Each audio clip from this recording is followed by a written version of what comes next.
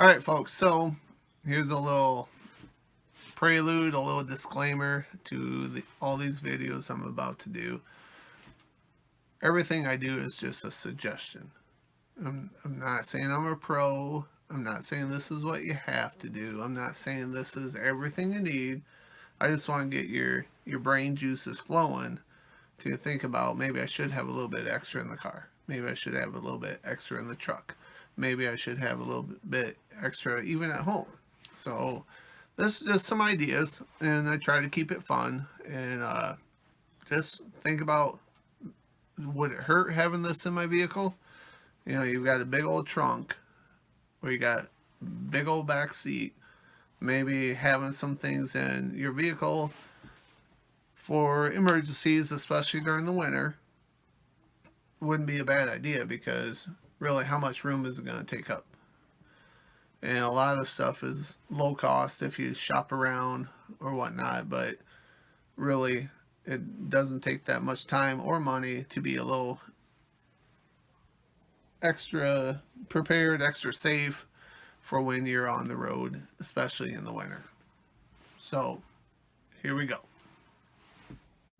Okay, so another cool thing, and a very big thing you should have in your vehicle, is extra gloves.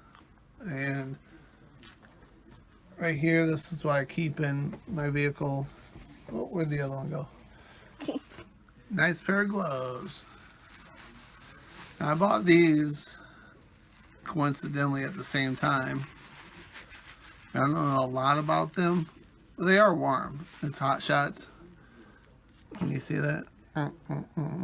Guess what's on my hat? Hot Shots. So these are actually pretty warm. I don't know a lot about them. I'm gonna have to research them, but they're I'm able to feel like I can move around in them, but I can feel the warmth. Other gloves, you can feel how thin they are, or how weak they are.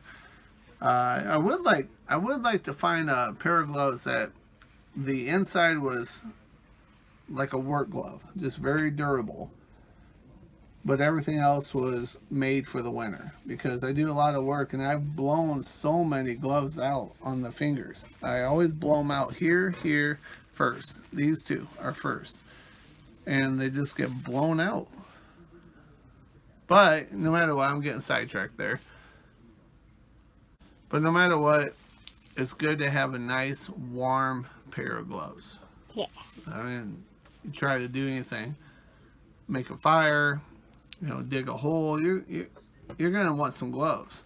And the cool thing, you take them off, do something real quick, and like, oh, that's cold, put them back into your warm glove. That's the type of glove you want. Yeah. Because I've had thinner gloves that you put your fingers back in there and it's cold. So, good pair of gloves. Yeah. Oh wait, this is unboxing. Oh wait. So yeah, gloves are awesome.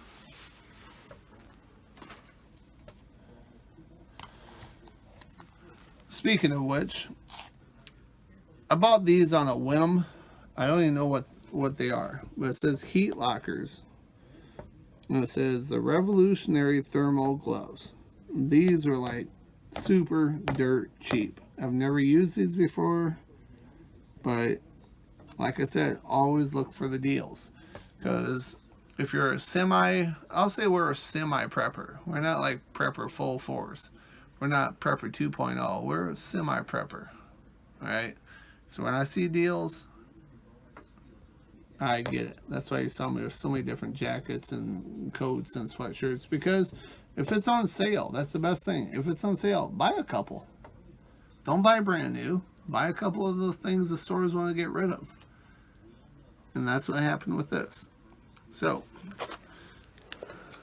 what do they call this on YouTube? The unboxing, the unveiling. I don't know, but we're doing it right now.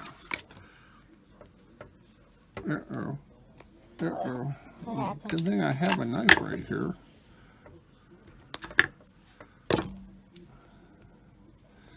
I'm operating on a pair of gloves right now. It's operation. Yeah. Okay, so check these out. So this is nice. It goes up inside your wrist area, because I hate it when I get snow up inside my wrist. Oh my goodness, they're tight. Maybe it's my big hands, but these are tight. And a lot of times you don't want too tight because it constricts your blood flow to your fingers. But if these are supposed to lock heat like they said, Heat lockers. hey, heat lockers.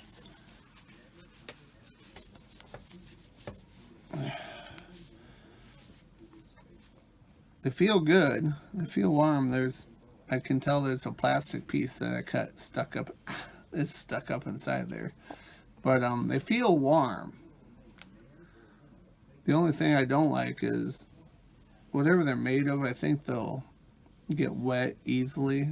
And definitely if you're out there doing work, you're gonna blow these fingers out. Well, maybe what you could do is have these on, but then put your camouflage ones on. Well, they won't fit together, but what these would be good for is, like, let's say you're done doing work and your fingers are getting cold, throw these on to lock in that heat. Yeah. But it says soft fur-like insulation lining.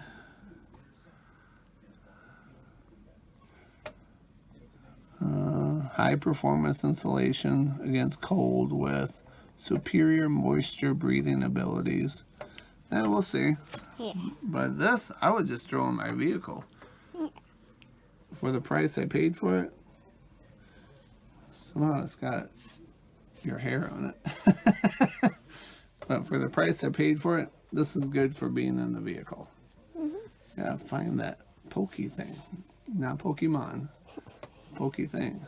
It's right in this area. It pokes the palm. There it is. What is that thing? Did you get it? Do you at least have a grasp on it? No, I'll do it later. But they feel warm. And they're soft and cuddly. Cuddly. Just like a little warm animal. Oh, you're so cuddly. Put this back. Alright, so speaking of warmth, going back to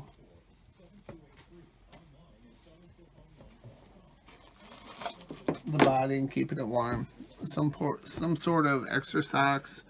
These are 100% wool. Maybe not 100%, but this said it was, but they've got some stretch to them, so there's got to be some sort of polyester in there, but these are super woolly. These guys are kind of wool. You can see the difference. But extra pair of socks, always.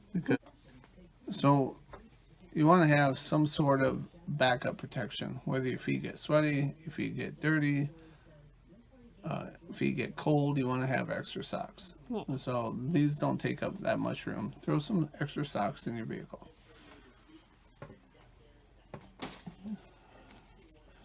Which segues us into a wool blanket. Now I'll be back before inflation. But back before inflation here in 2021, 2022, this wool blanket was pretty cheap. I got 3 of them. 3? 3 of them for like $20. They've definitely gone up online, but a wool blanket is definitely a plus to keep in your car, keep in your backpack. These things are so warm. Wool is awesome, and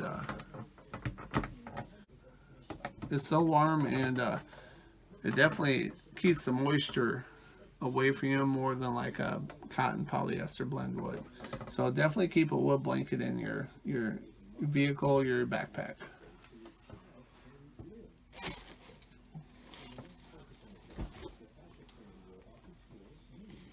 So, transcending from any type of clothing you can wear on your hands, head, chest, then we get to the exterior part of your body. Some sort of tarp. Tarps will keep wind off you, rain off you, snow off you. You can spread a tarp out on the ground and keep the moisture from getting you. It actually keep you warmer. So no matter what size, this is a huge one. Huge tarp, so I'm not going to unfold it. It's going to be like bigger than me. I mean, this is huge. This is a huge tarp. But the cool thing about huge tarps, you know, some people only carry like a 3 foot by 4 foot or a 5 foot by 5 foot. This thing is a 10 foot by 10 foot. And look how small it folds up into. That is small. So why wouldn't I want to put this in the bottom of my backpack, put all my other equipment on there, and if I needed a huge tent to cover up in, you don't even need to make an actual tent. You could cover up in this thing and keep the moisture off you. What if you didn't have time, or you're too cold or too hungry or whatever? You can cover up with this. Just build a fire and roll up in your tarp. This is still going to keep the moisture off you and keep the cold off you and the wind off you. And in between this tarp, what if you had something simpler? Easy. What if you had something simpler like a pad,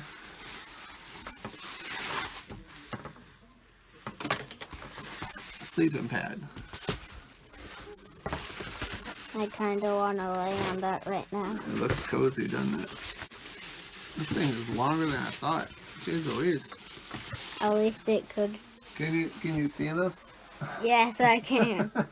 It's pretty long. Where'd you go? So, you know, this is going to reflect you. This is a little bit of cushion, which I don't care about, but the cool thing is it keeps you off the forest floor of the ground. It makes a barrier. So imagine this on top of a tarp that you just covered up in, right? Yeah. So there's an extra layer of protection. You know, I hate being too complicated. You know, I've slept in the weirdest places and fallen asleep under bushes just because I had to. And I've said this before, but there's homeless people who survive covered up in newspaper and cardboard. So yeah, it's cool having all this new age, high tech, you know, super awesome equipment, but I think you need to go back to the basics and figure out, how did early ancestors survive, early people survive? Yeah, and like, what could you do if you didn't have all this stuff? Yeah, I mean, so something like this would be super high tech for somebody. But for a lot of these people these days who are like, oh, you know, that's nothing, and they have a $200 thing to stay warm in, it's like, well, can't you adapt your body to this? So what I'm saying, folks, is don't spend a lot of money on a bunch of equipment if you can do something for cheap, and also try to adapt your body little by little to be ready for the cold. Same goes with the heat. You know, just adapt your body. So, with a really good sleeping bag, or I put my coveralls on, or, you know, the fire was just right. It's like you don't need all this stuff, but this stuff's cool to have. So speaking of which, I do keep this in my vehicle.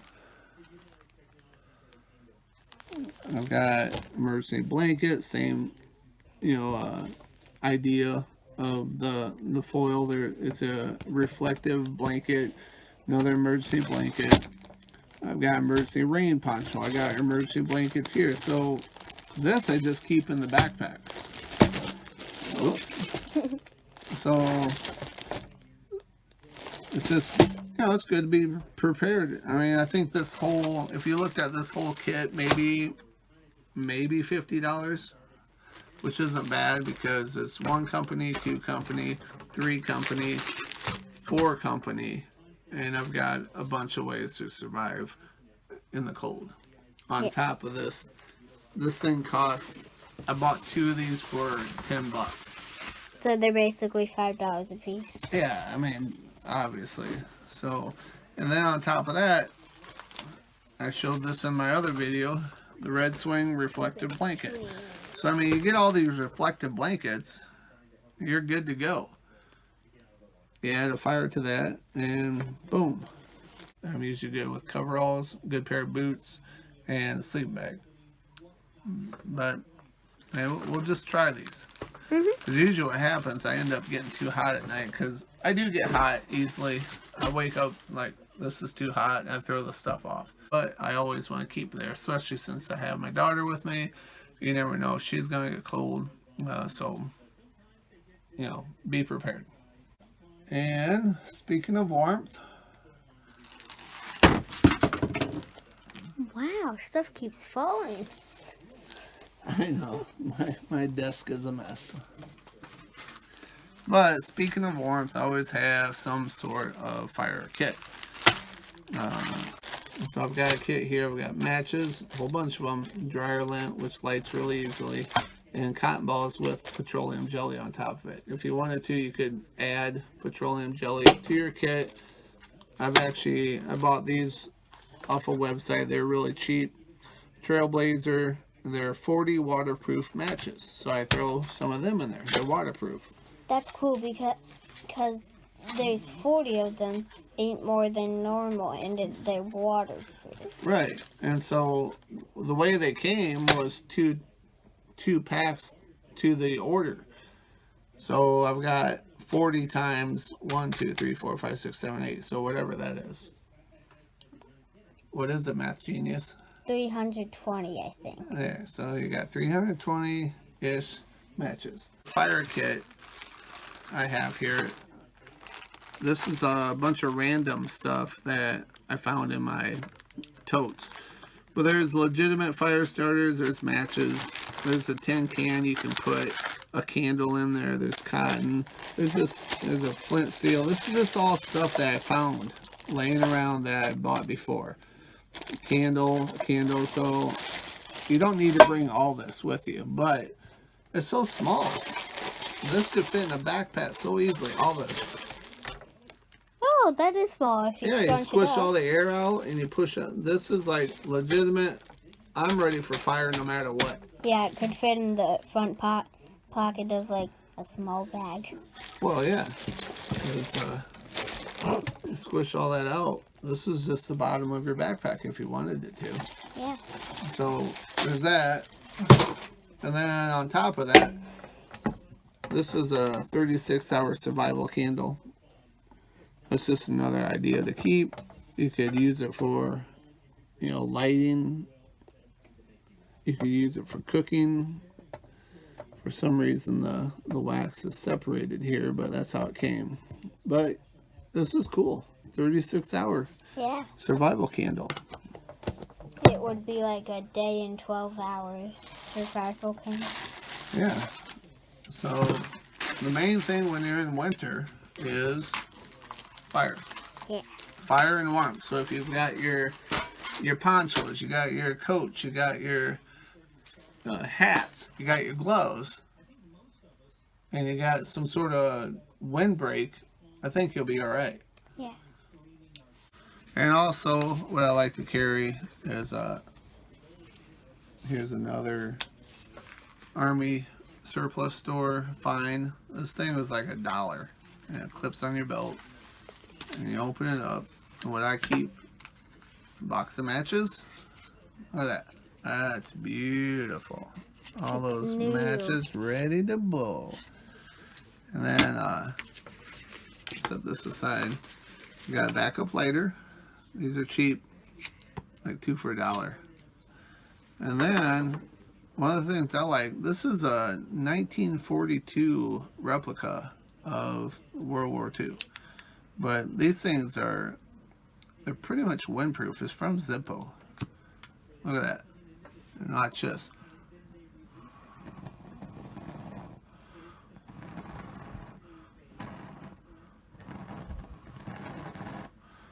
So it did go out, but it would last longer than this. See what I mean? Or this. Oop, wrong end. Oh, your backside there matches, sorry. Don't want to see it. So this type of lighter is awesome.